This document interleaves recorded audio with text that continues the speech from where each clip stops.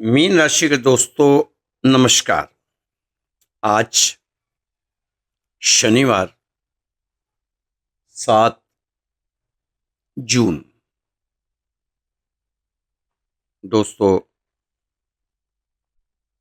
शनिवार आपका खास वार कह सकते हैं, क्योंकि आपको शनि की याद हमेशा रहती है। और किसी ग्रह की आप बात करो ना करो, लेकिन आपको शनि की याद हमेशा रहती है।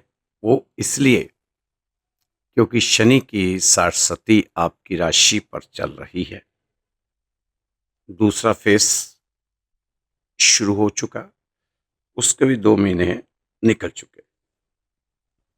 दोस्तों, अब तो आपको पता चल ही गया होगा कि शनि किसी को बेवजह से परेशान नहीं करते। शनिदेव सिर्फ आपके कर्मों का ही आपको फल देते हैं। अभी तक मैंने नहीं सुना कि किसी मीन राशि वाले को शनिदेव ने बहुत ज्यादा झटका दिया हो। मेरे पास अभी तक नॉलेज में नहीं आया, क्योंकि बहुत से मित्र हैं मीन राशि वाले, बातचीत होती रहती है। हाँ, एक आधे की नौकरी छूट गई हो, एक आधे की तलाक की नौबत आ गई हो, ये छोटी छोटी समस्याएं हैं, वो भी हमारे कारण ही आते हैं। इसमें शनिदेव का कोई रोल नहीं है। ये हमारी बुद्धि और विवेक का ही इसमें रोल हो सकता है। तो दोस्तों, इस समय आपको कोशिश करनी चाहिए कि अपने सूरज देव को मजबूत करते हुए आगे बढ़ें। काफ़ी चीज़ों का परिवर्तन हो रहा है। आहिस्ता आहिस्ता आपके जीवन में बदलाव तो आ रहा है, लेकिन इस समय आपको सूर्य देव खास तौर पर उनकी उपासना, उनके बीज मंत्र का जाप, और धरती पर जो आपके पिता हैं सूरज के कारक, उनसे थोड़ा बनाकर चलें। उनसे मतभेद ना होने पाए, बहसबाजी, वाद विवाद, तर्क वितर्क ना किया करें। पिता से थोड़ा सा बनाकर चलें तो आपको फायदा होगा। दोस्तों, सबसे बड़ी गलती हमारी एक ही है। वो क्या है कि हम आधा सुनते हैं, चौथाई समझते हैं, सोचते शून्य हैं, और प्रतिक्रिया दोगुनी करते हैं। और फिर हम कहते हैं, क्या बताऊं कैसा खुद को दर बदर मैंने किया, उम्र भर किस किस के हिस्से का सफर मैंने किया। दोस्तों, आकाश कोसने से कोई फायदा नहीं। बेहतर है कि नुक्स देख लूं अपनी उड़ान का। जब से हुआ है राज पिशाचों का शहर में, जंगल में हमको खौफ नहीं अपनी जान का। आप अपनी उड़ान का दोष देखें। आसमान के दोष देखेंगे तो पार नहीं जा पाएंगे। अपनी उड़ान को ही ठीक कर लें, सही दिशा पकड़ लें, सही मार्ग पकड़ लें। आपके सभी ग्रह आपको अच्छा फल देते हुए नजर आएंगे।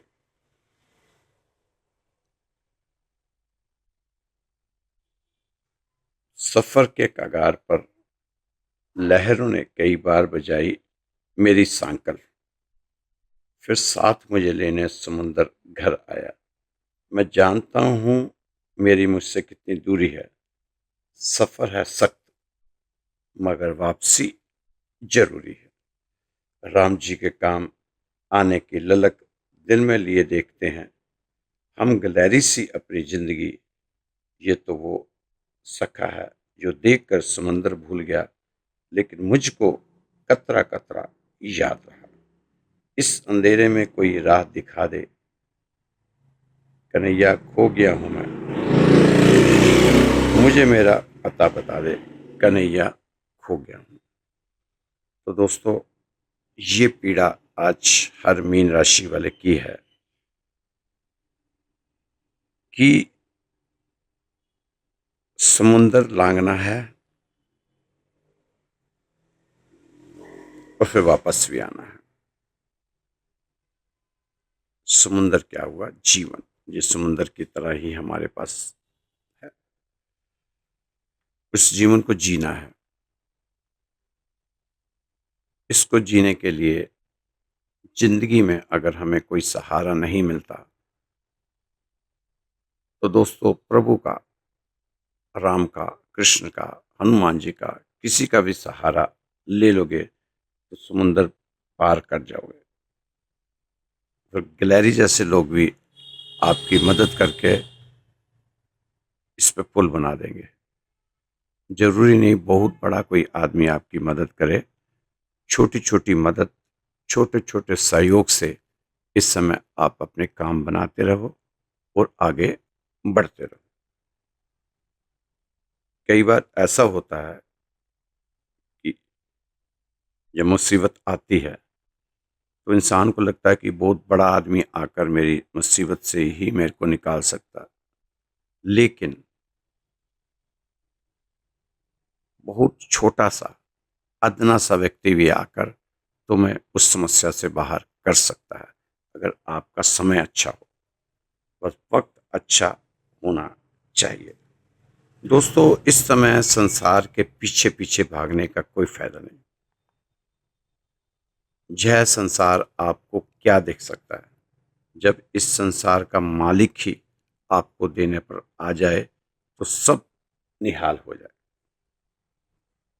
तो जब संसार का मालिक आपको देने को तैयार बैठा है तो आप फिर क्यों इस संसार के पीछे पीछे भागने में लगे हो? आप लोगों को बदलो, मत बदलो। अब लोगों को मत बदलो, अपने को बदलो। लोगों के ना बदलने का अफसोस नहीं करना चाहिए आपको, बल्कि अपने आप को बदलने का प्रयास करना चाहिए आपको। इस समय जो ग्रहों की दृष्टि है, ग्रहों का प्रभाव है, ग्रह आपसे जो चाहते हैं कि अपने आप को बदलाव लाओ। जब हम बदलते हैं, कोई 2.25 दिन में बदलता है, कोई 1 महीने में बदलता है, कोई 18 महीने में बदलता है, तो कोई 30 महीने में बदलता है। जब सब ग्रह कह रहे हैं हम बदलते हैं तो तुम्हें बदलने में क्या दिक्कत है? मत बदलो अपने को, बदलो लोगों के ना बदलने को। अब लोगों को मत बदलो, अपने को बदलो। लोगों के ना बदलने का अफसोस नहीं करना चाहिए, बल्कि अपने आप को बदलने का प्रयास करना चाहिए और अपने आप को बदलने का जश्न मनाना चाहिए। प्रयास ही नहीं करना चाहिए, उसके बाद जश्न मनाना चाहिए कि मैंने अपने आप को बदल लिया, मैंने बदल लिया, मैंने बदल लिया। अब आपने करना क्या है? सारस्वती तो चल रही है, उसको चलने दो, चल रही है, उसको उसको मत छेड़ो, वो चलती रहेगी। वो अभी चलेंगे, 5 साल चलेंगे अभी आपके साथ। इस समय अपनी ऊर्जा को अपनी मुसीबत की तरफ नहीं, बल्कि उसके हल की तरफ लगा दो। अपने दिमाग को भी कहो कि इस ऊर्जा का साथ दे। अब जब दिमाग और ऊर्जा मिल जाएंगे तो आपकी समस्याओं का हल आपके सामने नहीं। तो दिमाग को कहो हल निकाल, यह मुसीबत तेरी वजह से तो आई है। जब आप समस्या को हल निकालने के लिए दिमाग से कहेंगे तो फिर आपकी समस्या का हल निकलेगा। इस समय मीन राशि के जो दोस्त हैं,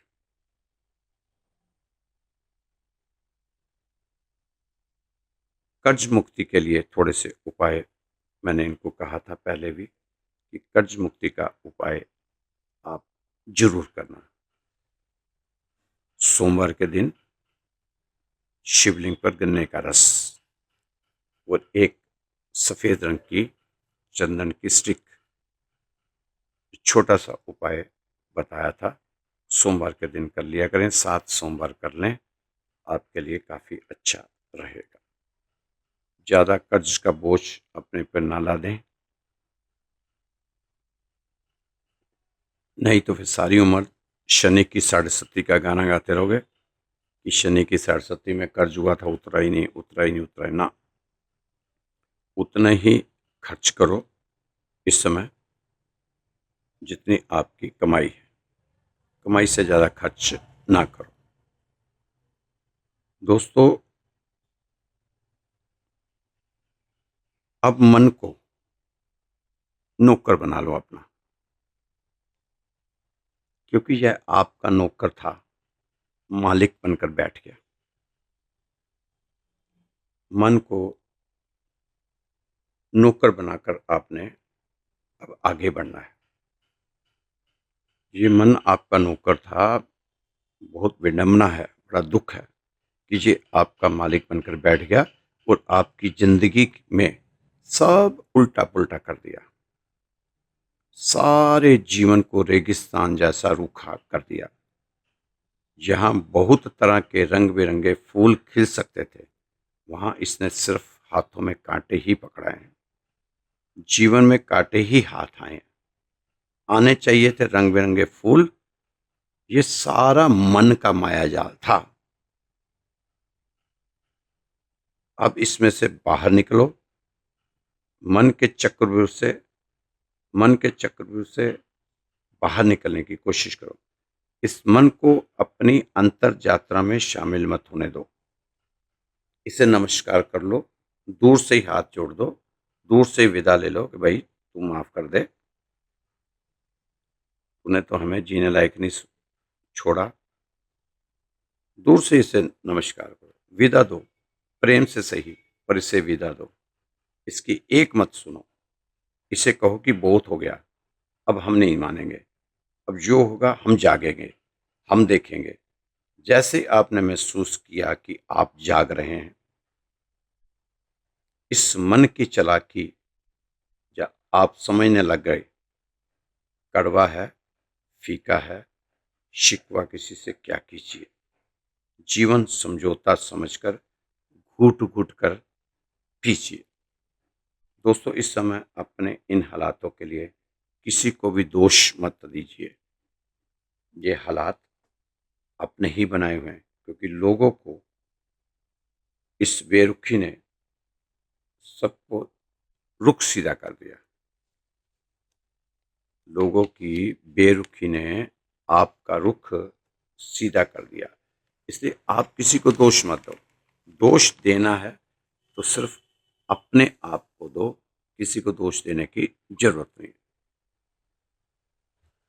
लोगों को बुरा मत समझो, क्योंकि यह उनकी बेरुखी थी जिसने आपका रुख सीधा कर दिया और आपने उन्हें छोड़कर प्रभु को देखना शुरू कर दिया। आप प्रभु की शरण में आ गए हैं। आपका स्वागत है। बहुत जल्दी आपको आपके किए गए कर्मों का फल मिलेगा। तैयार रहें। दोस्तों, सनातन परंपरा में बहुत से संस्कार हैं। उन संस्कारों नियमों द्वारा ही हम सभी देवी देवताओं को पूजते हैं। हिंदू संस्कृति में, सनातन धर्म में, हम हिंदू वर्ग के लोगों को देवी देवताओं के साथ साथ ही कई पेड़ पौधों को भी देवतुल्य मानते हैं और बहुत ही विधि विधान और नियमों से इनकी पूजा की जाती है। क्योंकि हमारा मानना है कि कुछ पेड़ पौधे ऐसे हैं जिन पर देवी देवताओं का वास होता है। यह सब ज्ञान हमें हमारे शास्त्रों से प्राप्त होता है। युगों से ऐसा होता आया है। मान्यता है कि इन पेड़ पौधों की पूजा करने से हमारे घर परिवार, हमारे जीवन सभी कष्ट दूर होते हैं और घर से नेगेटिव ऊर्जा दूर होती है और पॉजिटिव ऊर्जा का संचार होता है। लेकिन साथ ही हमें हमारे शास्त्र और ज्ञानियों द्वारा सावधान भी किया गया है कि कुछ पेड़ पौधों की हमें रविवार के दिन भूलकर भी पूजा अर्चना नहीं करनी चाहिए, चाहे कुछ भी हो जाए।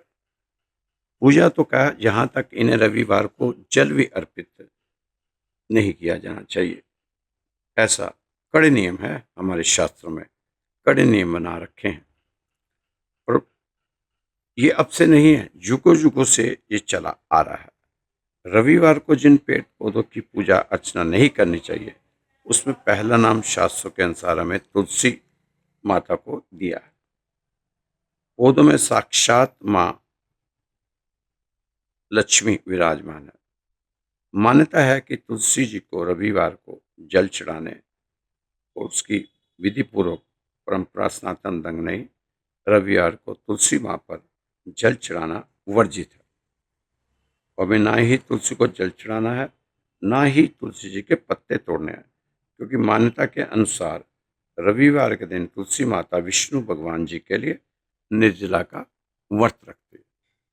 तो दोस्तों, ये राशि में आपकी जरूरत नहीं है इन चीज़ों को बताने का। और राशि का मतलब है आप धार्मिक हैं। अगर आप ग्रहों को मानते हैं तो इसका मतलब आप धार्मिक हैं और आप सनातनी हैं, सनातन धर्म को भी मानते हैं। तभी आप अपनी कुंडली बनाते हैं तो उस पर सबसे पहले गणेश जी की ही फोटो लगाई जाती है। रविवार को तुलसी जी पर जल चढ़ाने से उनका व्रत खंडित हो जाता है। इससे तुलसी जी को रविवार को जल नहीं चढ़ाते। रविवार को तुलसी पर जल चढ़ाने से नेगेटिव चीज़ों का वास घर में होता है। घर में दरिद्रता, कलेश और घर की सुख शांति खत्म होती है। घर नेगेटिव चीज़ों के कारण घर की बरकत खत्म हो जाती है। छोटे अपने बड़ों का आदर नहीं करते। घर में कोई ना कोई बीमार रहता है। स्वास्थ्य के ऊपर धन ज़्यादा खर्च होता है। दूसरा जो पवित्र पौधा है वह है शमी का पेड़। यह पेड़ भी बहुत पूजनीय है। बहुत लोग इनकी पूजा करते हैं और ख़ास तौर पर मीन राशि वालों को इसकी पूजा करनी चाहिए, क्योंकि ये शनि से रिलेटेड है और इस समय शनि की 60 सती चल रही है। हो सके तो 2 4 5 पेड़ आप किसी पार्क में लगवाएं और उसकी देख रेख करें। फिर देखना तमाशा, जैसे जैसे पेड़ बढ़ेगा वैसे वैसे आपकी तरक्की बढ़ेगी। तो इसको आप घर में भी लगा सकते हैं, गमले में लगा सकते हैं। इसकी पूजा आपको रविवार को नहीं करनी चाहिए। शमी का पेड़ बहुत पूजनीय है, बहुत लोग इनकी पूजा करते हैं। हमारे शास्त्रों के ज्ञान के जानकारी मिलती है कि शमी का पौधा शनिदेव को बहुत प्रिय है और यह पेड़ शनिदेव को समर्पित है। इसलिए इस पेड़ की पूजा ज़्यादातर लोग शनिवार के दिन जरूर करते हैं। रविवार के दिन शमी पेड़ की पूजा भी वर्जित है। रविवार को शमी की पूजा करने से घर में तमाम तरह की समस्याएं आती हैं जो बेवजह की होती है। कोई ना कोई दुख संकट लगा ही रहता है। कोई ना कोई बीमारी घर में आती ही जाती है। किसी न किसी संकट से घिरा ही रहता है। धन हानि के चांस भी बनते हैं। पीपल के पेड़ को भी पूजा नहीं करनी चाहिए रविवार को। पीपल की पूजा करना शुभ माना जाता है। रविवार के दिन इसकी पूजा से शारीरिक और आर्थिक स्थिति में खराबियां आ जाती हैं, जिससे कि काफ़ी परेशानियां झेलनी पड़ती है। जल तो क्या, रविवार पीपल को छूने से भी घर में दरिद्रता का वास होता है। आप भूल कर भी रविवार को पीपल के पेड़ की पूजा ना करें और ना ही इसे छुएं। यह हमारी पौराणिक मान्यता है। हमें तर्क वितर्क से लेकर आएंगे इसे तो पछताएंगे। इसलिए मैं तो कभी किसी से बहस नहीं करता।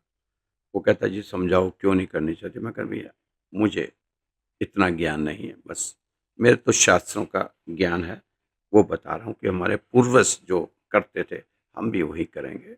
हमारे पूर्वज पूजा नहीं करते तो हम भी नहीं करेंगे, क्योंकि हमने तो जो सीखा है पूजा पद्धति अपने पूर्वजों से, अपने शास्त्रों के ज्ञान से ही सीखा। ये बाहर से कोई हमें सिखा के नहीं गया। तो हम किसी से बहस नहीं करते। हम नहीं करते रविवार को पीपल की पूजा, पीपल को छूते तक नहीं है रविवार को। ये नियम बना रखे हैं हमने, हमारे बुजुर्गों ने नियम बना रखे। हमें उन पर ही अपने आप को चलाना है। अपने नए नियम नहीं थोपने अपने बच्चों पर। वैसे भी कल नए युग का हमारे बच्चे पर क्या क्या प्रभाव पड़ रहा है वो आप हर इंसान अच्छी तरह जानता है। बताने की जरूरत नहीं है, ये हर घर में हो रहा है। सब प्रभाव दिखाई दे रहे हैं। घर के भाग ड्योढ़ी से पता चल जाते हैं। पहले बुजुर्ग कहते थे कि घर के भाग घर की ड्योढ़ी से पता चल जाते हैं कि घर के चावल का एक हांडी से निकाल लो ना तो पता चल जाता है कि बाकी के चावल का क्या हाल है। तो अपने जीवन को जटिल होने से बचाना है और आपको सनातन धर्म की परंपराओं पर समर्पित करना। राशि के साथ साथ कुछ सनातन धर्म के बारे में, कुछ ध्यान के बारे में, कुछ योग के बारे में, कुछ भगवान के बारे में, ये बीच बीच में मैं आपको बताता रहता हूँ। उसके साथ में राशि भी आपकी हो जाती है। दोस्तों, अपने आप को छोटी छोटी बातों से नज़रअंदाज करें। छोटी छोटी बातें से नज़रअंदाज करने का आदी बनाएं। जरूरी नहीं कि समाज संसार में हमें हर बात का जवाब देना या बराबर करने का आदी होना चाहिए। हमें अपने आप पर काबू रखना है। अपने आप पर काबू रखना चाहिए हमें। 1 मिनट की ये कहानी है, ये सुने। बहुत ज्ञानवर्धक कहानी है। अगर आप सुनेंगे, समझेंगे तो आपकी मर्जी, नहीं सुनेंगे, समझेंगे तो फिर भी आपकी मर्जी। चलनी आपकी मर्जी है, क्योंकि आपने अपने कानों से सुनना है। एक कान से सुनना है, दूसरे से निकाल देना है। अगर इसको मानना है तो फिर हृदय तक लेके जाना है, फिर किसी और को भी सुनाना है। एक कारपेंटर की दुकान में रात को कारपेंटर बंद करके चला गया तो रात को एक सांप कहीं से घूमता फिरता पहुंच गया। वह उसकी दुकान में चहलकदमी कर रहा है, जांच पड़ताल कर रहा है, देख रहा है क्या क्या होता है इस दुकान में। चेकिंग स्पेशल चेकिंग में आए हुए नागराज जी बड़े मजे से घूम रहा है। कभी किसी कुर्सी पर जा रहा है, कभी किसी की मशीन पर जा रहा है, तो कभी किसी टेबल पे आनंद ले रहा, आनंद, एकांत का आनंद ले रहा। कभी कुर्सी पे, कभी टेबल पे, कभी मशीन पे, कभी किसी टेबल पे। अचानक वह एक आरी से गुजरा। जो आरी होती है लकड़ काटने वाली, आरी से गुजरा तो थोड़ा सा आरी का ब्लेड उसे लग गया, सिर्फ टच हुआ था उसे। बस फिर क्या, उसने जोर से अपना फन उठाया और आरी पर दे मारा। अब उसको भले मानस को क्या पता था कि ये तो तेरे से भी खतरनाक डंग है इसमें, आरी में। अब वह लहू लहान हो गया उस ब्लेड से, क्योंकि खड़ा था, आरी खड़ी थी। उसे सांप को जख्मी कर दिया उस आरी ने। अब सांप समझ गया कि दुश्मन बड़ा होशियार है भाई, आज तो होशियार दुश्मन से पाला पड़ा। सांप के लड़ने के दो ही तरीके होते हैं। एक तो वह अपने दुश्मन को डंक मारकर जहर उगल देता है, तो वह दुश्मन उसका मर जाता है। नहीं तो वह दुश्मन के इर्द गिर्द लिपट कर उसे जकड़ कर मार देता है। वैसे ही उसने, क्योंकि डंक से तो मरा नहीं दुश्मन, अब उसने व्यवहार उस कारपेंटर की आरी से किया। अब क्या होना था, लिपट गया उस आरी से, लिपट गया और जोर से कस दिया, उसको भींच दिया। अब क्या होना था, जब हुआ होगा। अगर हमें थोड़ी सी भी सोचने की क्षमता है तो हम उस सांप का हाल बयान कर ही सकते हैं कि वह तड़प तड़प कर खुद ही अपनी मौत मर गया होगा। जैसे हमें कोई कुछ कह देता है, पहले तो हम उसे हर बात का जवाब देते हैं, बाद में अकेले बैठकर पछताते हैं, कुड़ते हैं, सड़ते हैं, अपने आप को जलाते हैं।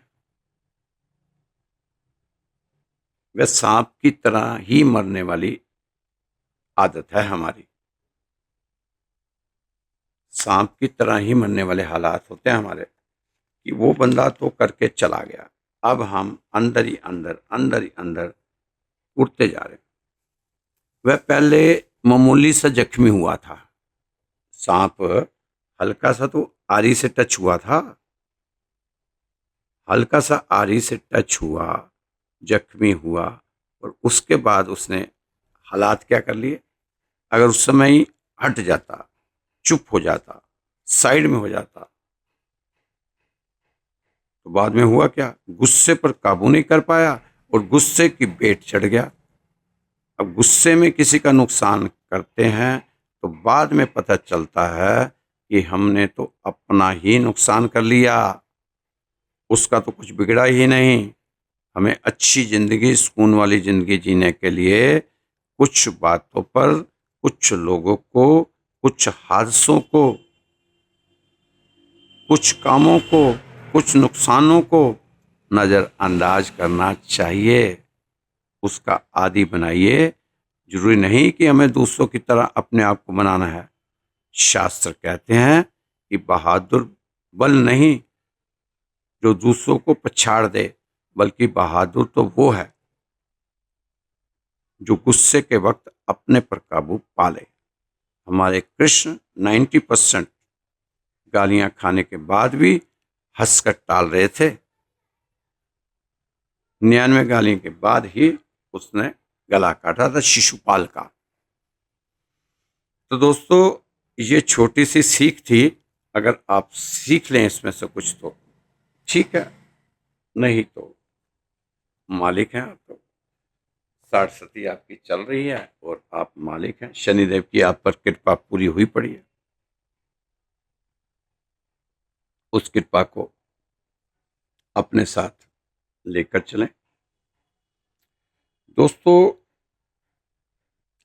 इस समय आप अपने पर मन पर पूरा नियंत्रण रखना पड़ सकता है। तनाव और घबराहट से बचें, क्योंकि ये आपकी सेहत पर असर डाल सकते हैं। तनाव और घबराहट आपकी सेहत पर असर डाल सकते हैं। मोबाइल फ़ोन आपके काम में बाधा खड़ी कर सकता है। इसके ज़्यादा इस्तेमाल से बचें। आपको महत्वपूर्ण मामलों पर ध्यान लगाने की ज़रूरत है। आपके जीवन साथी की लापरवाही और आलस्यपन आपके कई कामों पर पानी फेर सकते हैं, लेकिन आप अपने शांत रवैये से इसे सुलझा सकते हैं। हो सकता है कि बच्चे आपकी उम्मीद के मुताबिक काम ना करें, लेकिन आप उन्हें अपने सपनों को पूरा करने के लिए प्रोत्साहित करना चाहिए। आज आपके पास कुछ खाली समय होगा और आप इसका उपयोग खेल कूद या व्यायाम में कर सकते हैं। समस्याएं सभी को आती हैं, लेकिन आप अपनी समस्याओं पर बहुत अधिक ध्यान देकर जीवन के आनंद को मत खोएं। दोस्तों, सबको समस्या, ऐसा कौन सा व्यक्ति है जिसको समस्या नहीं है? कोई एक तो बता दो। राजा, महाराजा, देवता, देवियां, कोई भी बता दो, भगत, हर किसी को समस्या आती है। एक राजा का एक ही बेटा था। बहुत जगह घूम घूम के, मुरादें मांग मांग के ये बेटा हुआ था 16 साल के बाद। राजा की शादी के 16 साल बाद ये बेटा हुआ। बड़ी मुश्किल से जगह जगह अरदास लगाई, जगह जगह अपनी पत्री दिखाई, जगह जगह अपने सारे ग्रहों का इलाज कराया, कभी शनि का, कभी मंगल का, कभी शुक्र का, कभी राहु का, कभी केतु का। फिर जाकर 16 साल के बाद एक बेटा हुआ। अब थोड़े दिन के बाद बेटा बहुत बीमार हो गया। अब राजा और उसकी पत्नी दोनों ही बेटे की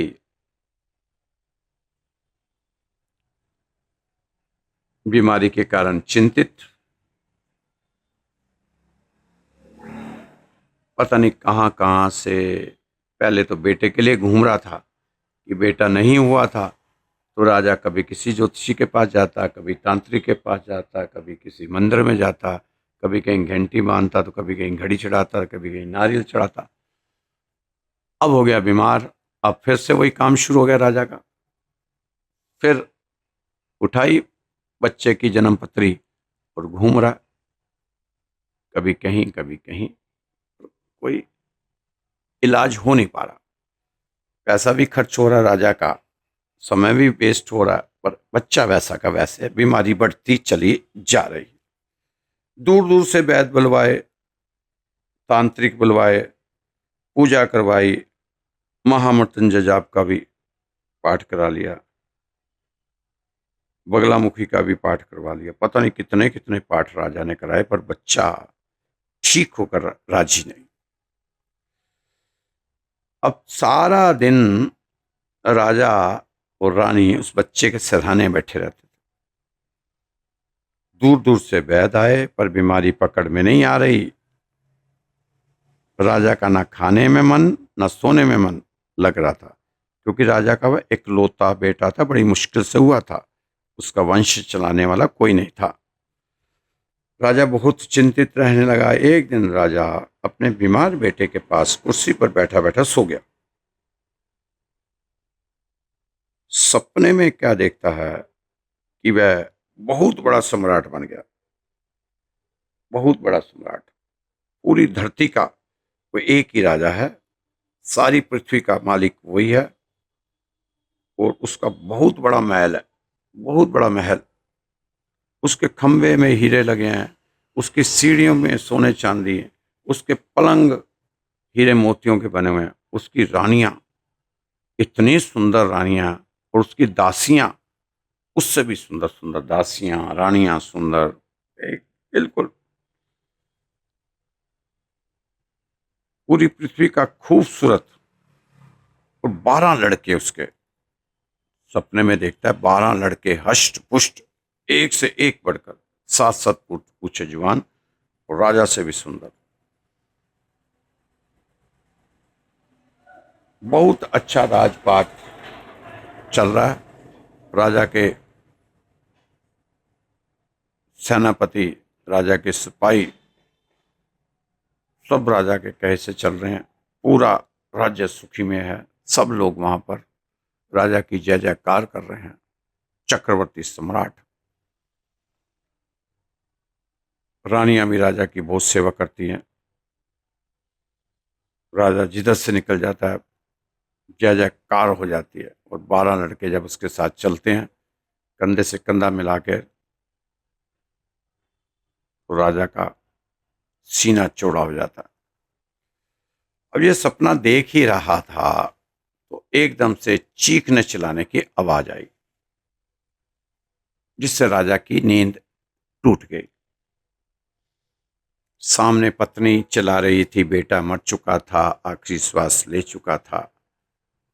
उसने राजा को बताया कि हमारा बेटा चला गया, आखिरी श्वास ले ली, मर गया। राजा हंसने लगा, जोर जोर से हंसने लगा राजा। अब रानी ने कहा कि आप पागल हो गए हो, बेटा मरा हुआ है, सामने लाश पड़ी है और हंस रहे हो आप।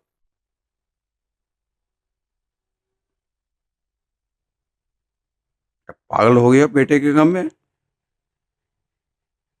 नहीं देवी नहीं, मैं सोच रहा हूं कि इस लड़के के लिए रोऊं, कि उन 12 लड़कों के लिए रोऊं, उस राजपाट के लिए रोऊं, वो रानियां, वो दासियां, वो महल, वो खंबे हीरे मोती से जड़े हुए, किसके लिए रोऊं? क्योंकि मैं सपना देख रहा था, सपने में पूरी पृथ्वी का राजा था, पूरी पृथ्वी का राजा, और मेरे 12 बेटे थे, 12 बेटे। कई मेरी रानियां थी, और दासियां तो तुझसे भी सुंदर सुंदर दासियां थी वहां। और महल इतना बड़ा था, वहां तो सीढ़ियां सोने की थी, पलंग सोने के थे, खंबे में हीरे जड़े पड़े थे। और तूने जगा दिया, मेरा सपना टूट गया। अब मैं किसके लिए रोऊं? उन चीजों के लिए रोऊं कि इस बेटे के लिए रोऊं? इससे मुझे हंसी आ रही है। वो सोते हुए सपना देख रहा था, और ये जागता हुआ मेरा सपना। तो दोस्तों, हमारा जीवन भी एक सपना है। पता नहीं चलना कब ये श्वास हमारे हट जाने हमारे से। हमें भी सच्चाई को, जीवन की सच्चाई को जानना होगा। जीवन है, हमें किधर लेके जा रहा है। ज़्यादा चिंता करेंगे तो चिता बनते समय नहीं लगेगा, इसलिए ज़्यादा चिंता ना करा करें। मस्ती में रहा करें, जो होगा वो देखा जाएगा। मस्त राम मस्ती में, आग लगे बस्ती में। अपनी मस्ती में आप रहा करो, कुछ चीज़ें भगवान के ऊपर भी छोड़नी चाहिए। सारा काम आप ही कर लेंगे तो फिर भगवान का तो कोई काम रहा ही नहीं, वो तो बेरोजगार हो जाएगा, बेरोजगार, प्रभु बेरोजगार। दुख है दोस्तों, ये सच है, ये जीवन जगत की सच्चाई है, इसे नकारा नहीं जा सकता।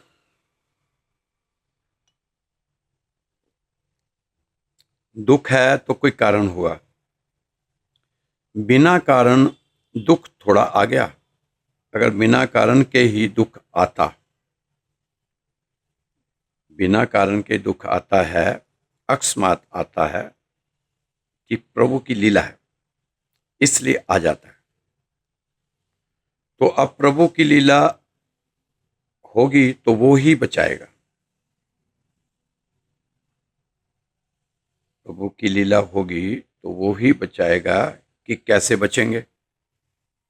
अंदर जाकर सच्चाई देखेंगे तो पता चलेगा कि कुछ अकस्मात एकदम से नहीं होता, उसका एक कारण है या अनेक कारण है। कारणों से ही दुख की उत्पत्ति होती है। जो बात कारणों से उत्पन्न होती है वह कारण ही दूर कर लो, दुख की पैदावार ही मिटा दो, फिर दुख पैदा नहीं होगा। जैसे फसल में कीड़ा लग जाता है, कीटनाशक छोड़ सकते, कीड़ा नुकसान नहीं पहुंचाते। खरपतवार उग गई, बाहर करो, खेत से नुकसान नहीं होगा। उसी तरह आप ध्यान में बैठने से हाथ को बांधना पड़ेगा, टांगों को बांधना पड़ेगा, आंखें बंद करनी पड़ेगी, कानों को भी अंदर की आवाज सुनानी पड़ेगी। सिर्फ 1 घंटे तक हमें करने को कह दिया जाए तो हमें मुश्किल हो जाएगी। और वही माँ के पेट में बच्चा 9 से 10 महीने ऐसे ही रहता है, इस अवस्था में कि इन आंख नहीं खोल सकते, पाँव नहीं खोल सकते, हाथ नहीं खोल सकते, अपनी मर्जी से कुछ भी नहीं कर पाते। वहां 1 घंटा नहीं, 2 नहीं, 10 नहीं, महीनों, 9-10 महीने रहते हैं। ऐसी अवस्था में ही पड़े रहे। सोच कर देखें कि 1 घंटे में हमारी क्या हालत हो जाती है। अरे वो तो माँ का प्यार था जिसने हमें गर्भ में जिंदा रखा, क्या हालत होगी हमारी। और इतनी पीड़ा की स्थिति में जब आदमी बाहर निकलता है, उसकी खुशियों का क्या ठिकाना। पर बाहर आते ही वह रोने लगता है, कराहता है। ना रोए तो माँ को चिंता हो जाए, डॉक्टर को, दाई को चिंता हो जाती है कि बच्चा जिंदा है। ना रोना ही चाहिए, जन्म ही रोने से होता है, जन्म ही रोने से ही शुरू होता है। डॉक्टर बताते हैं कि बच्चा जन्म से क्यों रोता है, वह इसलिए कि पहले वो जो श्वास सिलेंडर से ले रहा था, सिलेंडर से ले पा रहा था, अब उसे पाइपलाइन कटने पर फेफड़ों में हवा चाहिए, वह रोता है, हवा चाहिए, जल्दी करो नहीं तो मर जाऊंगा। हवा मिली तो खाने को चाहिए, दूध चाहिए, फिर उसे पानी चाहिए। सारी जिंदगी करता रहता है, ये चाहिए मुझे, अब ये चाहिए। मरते दम तक यही कहता हुआ इस दुनिया से चला जाता है, पर समझना नहीं चाहता कि क्यों चाहिए, कब चाहिए। उसे हर चीज अभी के अभी चाहिए, क्योंकि उसकी पहली चीज उसी समय उसको मिल जाती है। तो उसकी आदत में, स्वभाव में वह चीज आ जाती है कि चाहिए चाहिए। कहते हैं जन्म हुआ है, जिसको भी रोग हो गया वो कहेगा ये रोग सबसे बुरा, वो कहेगा ये रोग सबसे बुरा, बड़ा दुखदाई है। बुढ़ापा कहता है कि भगवान मुझे उठा ले। जब वो लेने आता है तो कहता है अभी थोड़े दिन और दे दे मुझे, थोड़ा काम और है बाकी है। कौन मरना चाहता है? मरना भी बड़ा दुखदाई होता है। अनचाही बातें हो रही हैं और मनचाही कोई बात नहीं हो रही। बस इतना सा ही दुख का कारण है। सारा संसार इस दुख का मारा, मैं भी उसी दुख का मारा। इसका कोई तो कारण होगा, उसको ढूंढना है ताकि मैं अपना भी दुख दूर करूं और बाकियों का भी करूं। अगर आपको कारण मिल जाता है तो जरूर बताना, ताकि मैं लोगों को भी बताऊंगा और अपने में भी अपनाऊंगा। तो दोस्तों, ध्यान में जाकर हल्का फुल्का समझ आ रहा है, व्याकुलता से दुख होता है, कामनाओं से दुख होता है, पूरा ना होना दुख का कारण है। हमने सुना है कि ध्यान करेंगे तो बड़ा आनंद आता है। ऐसा आनंद पर थोड़े दिन ध्यान करके कहते हैं हमें तो आनंद आया ही नहीं, अब तक, फिर दुखी हो गया। पर संयम रखा होता तो ध्यान में पहुंचा ही जाता है। गहराई में जाते जाते सच्चाई प्रकट हो ही जाती है। मन को संक्षिप्त कर लिया तो पता चला कि दुख का कारण ये है, मैं मेरे का, मेरा जो स्वभाव धारण कर लिया, ऐसी अशांत शांति इकट्ठी कर ली, मैं और मेरे के खिलाफ जो बोला तो दुख का कारण बन गया। इसी भाव से मैं नहीं, मेरा नहीं, मेरी आत्मा नहीं, भीतर जाने के बाद ही पता चलेगा कि ये शरीर अब मेरा हो गया है। बाहर से कहता है कि मैं नहीं, मेरा नहीं, और अंदर जाकर कहता है कि और ही नज़ारा है। मन को कंट्रोल करने से कम बात नहीं बनेगी दोस्तों। अगर मन को कंट्रोल कर लिया तो समझो आपके सभी दुख, चिंता मिट गए। आपके किसी काम में फिर बाधा आने वाली नहीं है। सो मन को कंट्रोल करने के लिए आपको एक ही काम करना पड़ेगा, ध्यान, ध्यान, ध्यान, ध्यान। तो आप सुबह उठो, 3 से 5 उठो, हो जाओ शुरू, जो होगा देखा जाएगा। होना माना कुछ नहीं है, शांत से बैठ जाओ। एक श्वास जा रही है, एक श्वास आ रही है, उसी पे बस टिका दो, अपने मन को टिका दो उस पर कि ले भाई झूला खाते रहे, अंदर बाहर मन तू आता रहा। तो मुझे ना बता कि तेरी बाजू अकड़ रही है, तेरे खारिश हो रही है, तेरा पैर सो गया है, तेरे बालों में खाना, मुझे मत बता। तू तो बस अंदर बाहर, अंदर बाहर, अंदर बाहर, श्वास के साथ साथ झूले खाता है। दोस्तों, कहानियों में सच्चाइयाँ होती हैं, कहानी सच नहीं होती। कहानी में सच्चाइयाँ होती हैं, कहानी सच नहीं होती। एक आदमी ने बहुत मेहनत करने के बाद एक प्रेत की आत्मा को अपने बस में कर लिया। कहानी है, सच मत मान लेना, और ना ही तो आप लग जाएं किसी प्रेत की आत्मा को अपने बस में करने, निकल पड़े सारे काम काज छोड़कर, क्योंकि 60 चल रही है, पता नहीं कब बुद्धि पर शनि बैठ जाए। इसलिए इसको कहानी समझना, ये ना हो प्रेत सेट करने के लिए चले हैं। क्योंकि बहुत सी कहानियाँ को हम अपने जीवन में सच मानकर चल रहे हैं, उसी के कारण ही हमारे जीवन में कष्ट और संघर्ष है। दोस्तों, कहानियों में सच्चाइयाँ होती हैं, कहानियाँ सच नहीं होती। उस आदमी ने प्रेत की आत्मा को अपने बस में कर लिया था, फिर वो जो चाहता था उससे करवाता था, अच्छा बुरा सभी काम उससे करवाता। लेकिन जैसी भूल हम अक्सर कर बैठते हैं, हमसे अक्सर हो जाती है, जिसको हम बस में करते हैं, हम सोचते हैं हमने बस में कर लिया, और जिसको हम बस में करते हैं वह सोचता है कि मैंने इसे बस में कर लिया। जैसे कि भूल रोज जिंदगी में रोज रोज ही हमसे होती रहती है, वैसी भूल उस व्यक्ति से भी हो गई थी। क्योंकि जिसे हम बांध लेते हैं अनजाने में, हम उससे बंध जाते हैं, हमें पता भी नहीं चलता। और हम जिससे परतंत्र कर लेते हैं तो हम भी उसके परतंत्र हो जाते हैं। वो कभी स्वतंत्र नहीं हो सकता जो किसी को परतंत्र करता है। उसने उस प्रेत को परतंत्र कर लिया। भूल के बाद उसे पता चला कि वह खुद ही परतंत्र हो चुका है, क्योंकि उस प्रेत ने कहा कि मुझे चैन नहीं पड़ती, मुझे तो काम चाहिए भैया, काम। मैं खाली नहीं बैठ सकता भाई, निरंतर काम चाहिए। जितने काम थे सब चुक गए, सब करवा लिया उस प्रेत से।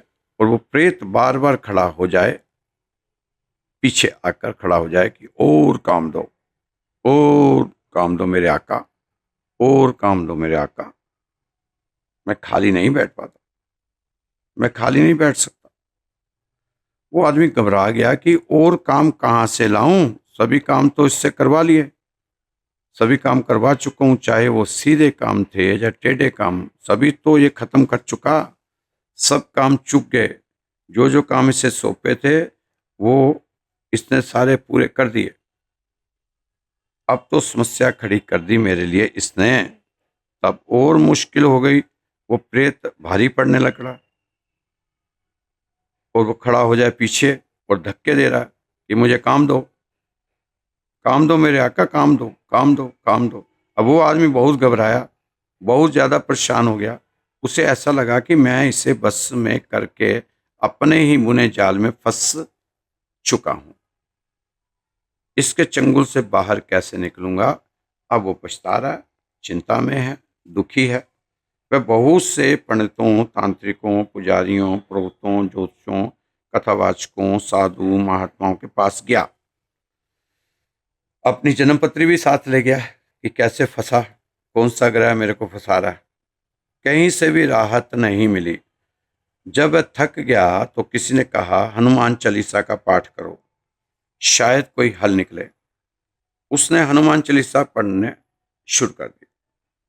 तभी उसे किसी ने बताया गांव के बाहर एक फकीर आया है, वह इसका इलाज कर देगा।